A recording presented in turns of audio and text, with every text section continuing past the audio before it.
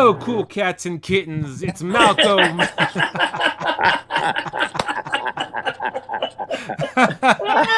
a MalcoCast Monday.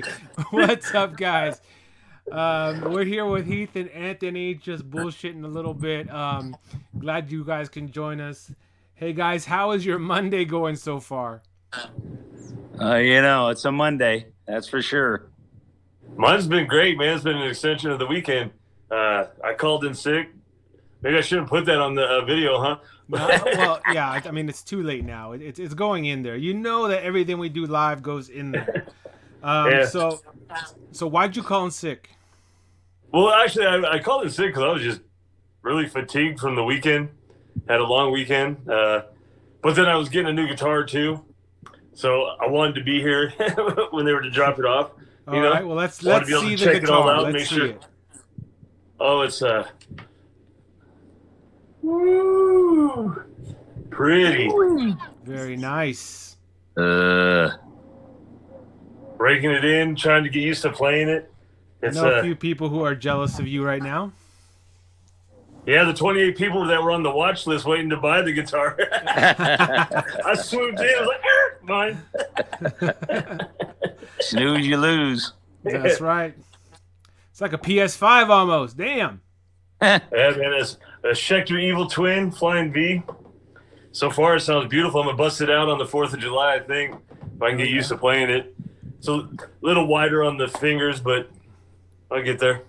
That's a plug for the 4th of July show. If you guys don't know, the guys are playing a show on 4th of July. All the information is on our Facebook and Twitter accounts, so make sure that you guys get there and make sure that you guys are representing with one of the Malcontent shirts, not MalcoCast shirts, because we don't have any of those yet.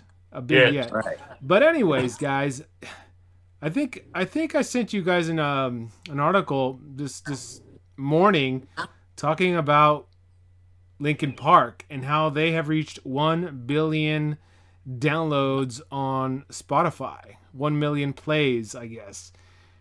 That's incredible. I remember when that was, first coming out. That was like one of their very first songs that they came out, and I thought it was phenomenal. Just the voice of Chester Bennington and then Mike's raps on it. I thought it was incredible. Now, I got a question though. Off of that, like the fact that they had 1 million or 1 billion streams or downloads, whatever. Does that mean they're the biggest band from that era? It very well can be. That's an interesting conversation to have. I'll be honest. I was never a fan of Linkin Park. I thought they were a boy band. I thought they were a boy band with instruments. To be honest, the views of Anthony does not necessarily represent the views.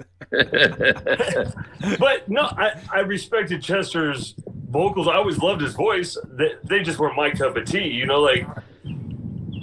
They had like a couple songs that I were all right, but I never listened to them much. I wasn't one of those billion. Yeah, I dug them. I always liked them. I liked. I was into the whole new metal sound. So like that for me, it was. I loved it. I loved the blending of the melodic voice and the rap and all that. And it's pretty. They crossed so many genres too. I think that's another thing that maybe makes him probably the biggest band from that era is just the fact that people from different walks of life were listening to him. They were all over the radio, and it wasn't just rock stations. They were all over the place. So yeah, that era though, Anthony brings up a good point where that era was just full of great music. Not only was there Linkin Park, but I remember, listening to POD. I used to love POD and the Deftones. They were always on MTV rotation. Korn, obviously. I even liked Limp Bizkit back in the day. Okay, I did too. Don't hate, but I liked all of that stuff. I did too, dude. I was but then like with anything, it becomes manufactured. That's why for me, Linkin Park, I couldn't buy him, dude, because for me, it was like the first band from that era that I heard really got into was Korn, and then it was like the Deftones, and then it was like Head PE, and so for me, I just felt like their sound was manufactured. They had been handed the blueprint, and they went out and did it, and I could never buy into Linkin Park, to be honest. Just not your cup of tea. And that's it's all good. Not being a particularly large fan of the band or a fan at all. In Anthony's Hey, is that a bottle of Haterade back there? Dude, I will say, Chester, his scream is legendary though. I love Chester's scream when he would just belt that rah. I was like, you could feel that. So, here's a quick question: like, how much money do you think the band is making off of 1 billion downloads? Go ahead, Heath. Funny you should ask. No, when you sent me that this morning, I just did some quick numbers. But basically 1 billion downloads at 0.008 cents per stream, which is what it is. That's what you get. What's that? 0.008 per Not stream. even a full cent? No. It's 0.008. So that equals basically that's $8 million. What's that? That's a DUI. That's a DUI. So, but I started breaking it down even further. I said, well, you're talking about $8 million, but that's for the band. That's over a decade, or at least, or whatever it is, 2 decades, whatever it may be. Yeah. But you start breaking it down, and then, you got 6 members in the band, and then you start taking into account the 40% tax they're paying. It's before you get, for too long, it's like, well, that didn't work out to too much. But don't get me wrong, they're all doing well. That was just one song. So, yeah, no, absolutely. So, wow. You figure that if you get 1 billion downloads, that's got to net you a nice chunk of change, right? We're talking about 1 billion. I don't know of any other new metal bands that have that many downloads. I think they were number one, weren't they? Linkin Park? Yeah, they're the first new metal band to hit 1 billion. Who was number 2? I don't know. I didn't see him talk about that in the article. It was just they were just talking about. I'd be interested to know who number 2 was, because dude, Korn, they were blowing places out back then. Have they fallen off that far? To where they're not even up there as far as the streams go. That's interesting. Again, I think it just really says something to the fact that Linkin Park was just able to cross over so well. Like I said, you were hearing them on a ton of different styles of radio stations. So that always helps when you can cross genre like that. Yeah, but imagine though if they would have had a billion record sales, and I know that we're talking about one song, right? But sometimes one song will sell that whole album. I think of "Come On Feel the Noise" by Quiet Riot. That song was dope, right? But the rest of the album was just, but it sold the album. And imagine if it was 1 billion record sales at $10 each. That's 10 billion. Wait. 10 billion. Well, yeah, dude. Which is, I think it speaks to how much music is valued nowadays, right? A 0.008 for each play that you get, that's nothing. Why even do it if you're only gonna be getting a DUI rate for the damn streams? Downloading under the influence. Right. DUI. Yeah. I was listening to an interview, and I can't remember who the artist was, but it was it was a pretty well known artist. They were a touring band. They're used to touring, all the time, and he was talking about that a few months ago, when stuff was still looked like it was going to be shut down. They didn't really know when everything was going to open up. Mm-hmm. He said, look, he goes, going out and finding a real job started to cross my mind, so you figure a lot of these guys, they're just, it's this whole thing is just really taking away their livelihood. And it's not just them. I mean, I think we've talked about it before. They've got, crews that are, that are out of work, and it really has had an effect. No, absolutely. I just now we're talking about like digital sales, right? Or are we talking COVID? Yeah. Or both? Both. No, both. Because the problem is if you weren't touring in the old days, well, it's okay. You're still making your money off your record sales. Right. Your royalties. The problem is now there is no record sales. Obviously, we know streaming isn't going to get you it doesn't get you a penny. So, really the only thing they have, the only livelihood they have is touring and merch sales. And your merch sales come from your touring typically. So it really is. I mean, just everything, the digital age has really changed it. Yeah. And another thing is that there's so many people out there doing, recording and getting it out there. And, some of it is okay. Some of it is, mediocre. Some of it is just garbage. And then you have bands like yourselves who have that sound, who have that high quality music that you're putting out. And it's a very crowded marketplace, so to speak. A lot of people are out there and they're putting out records. And I think it was the guys in the Offspring who said that music isn't valued as much as it was back in the day. That was another thing that they were kind of saying. And that's something that, we've seen today where it's like, 0.008 per stream. It's like, as Anthony said, that's a DUI rate, right? And that must mean that when they downloaded the song, they were like, oh shit, I can't believe I downloaded it.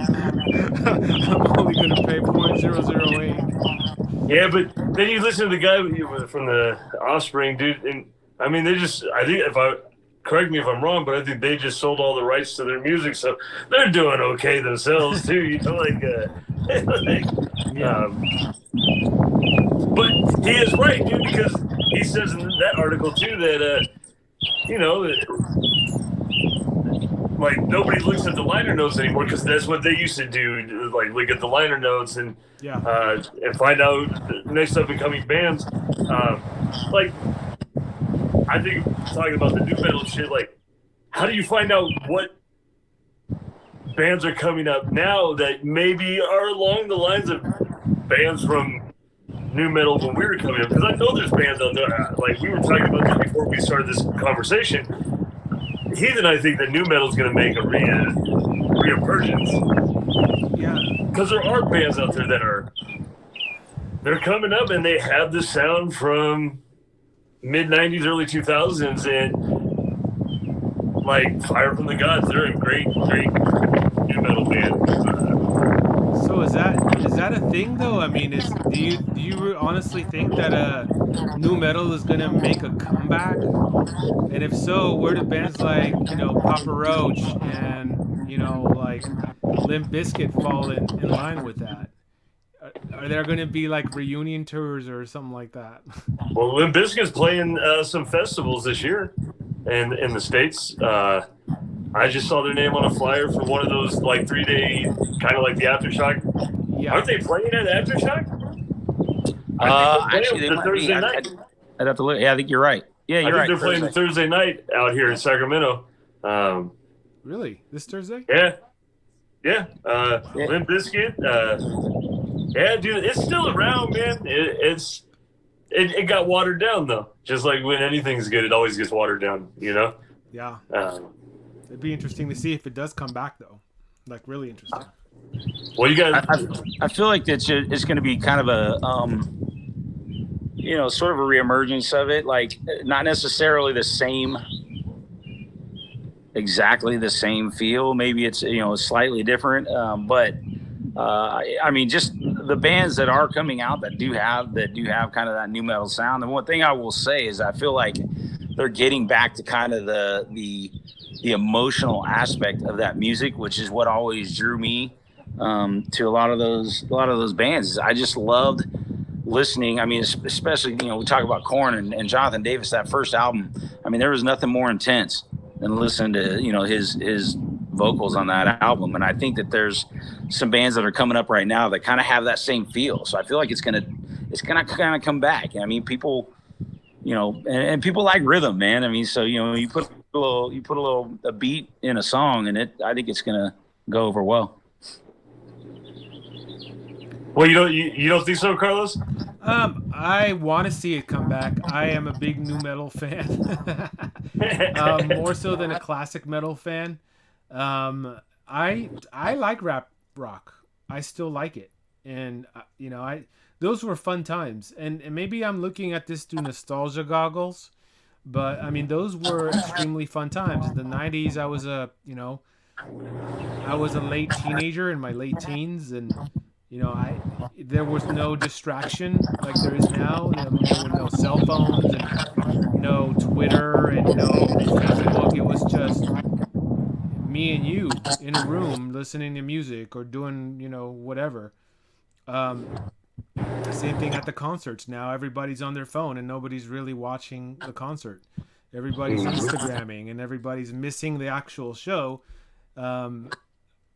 While they're trying to be a presence on social media. And so I think technology has really fucked it up in that respect, but it's made it a lot easier for musicians to get out there and to promote their music. So I mean it's a double-edged sword. But yes, I do want it to come back. I don't see it happening, I guess.